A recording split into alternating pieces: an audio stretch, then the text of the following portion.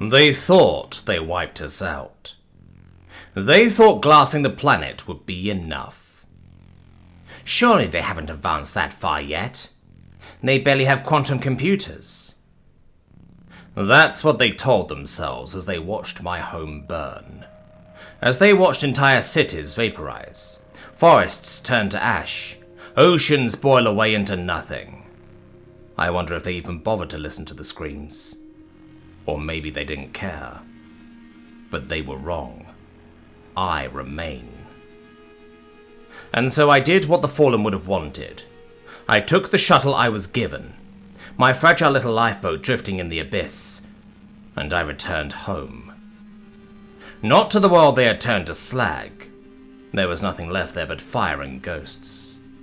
No, I returned to them. It was one ship. One fucking ship had glassed an entire planet.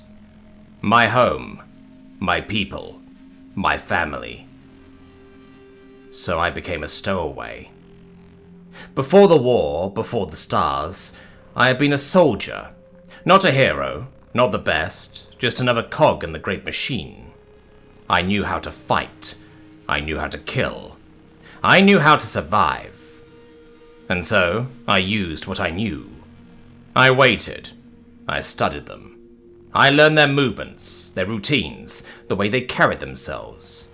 I learned which ones were lazy, which ones were arrogant, which ones trusted their security measures a little too much. And then I struck. One by one, I took them out. The first few were easy. Engineers, technicians, officers alone in dark corridors. I kept it quiet, kept it clean. A snapped neck, a slit throat, a sudden hand over a mouth, and then silence. Then came the stronger ones, the armored ones, the ones that didn't go down so easily. I needed weapons. I couldn't afford a firefight. Their ship was full of exposed pipes, so I made do. A length of solid metal was all I needed. With enough force, even the toughest bones cracked. The ship wasn't just filled with tough soldiers. Some of their patrols came in pairs. 2 of them, working together, shoulder to shoulder. I couldn't afford to hesitate. If I wanted to survive, I needed to keep moving.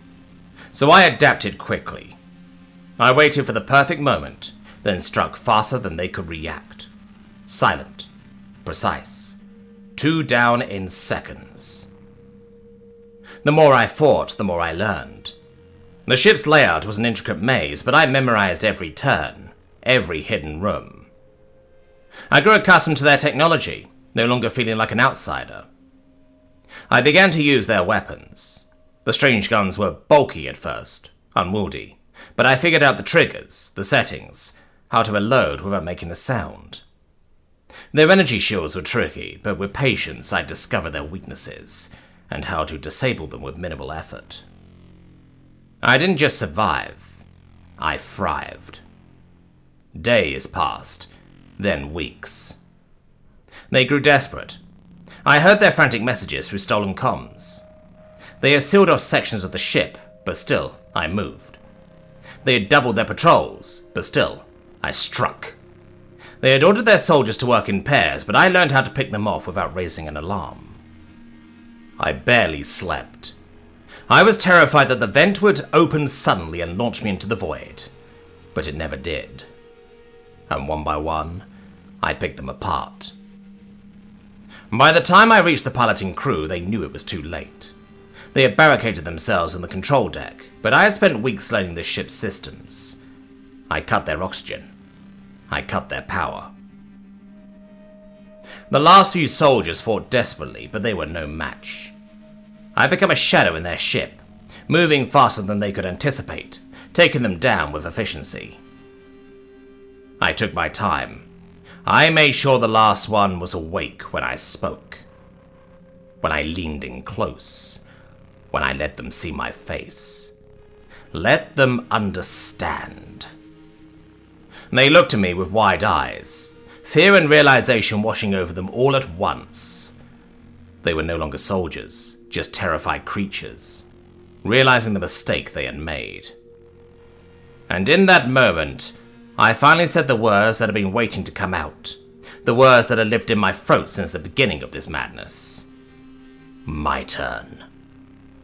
The last thing they ever heard. Because they thought they had wiped us out. They thought glassing the planet would be enough. But they forget one thing. We are human.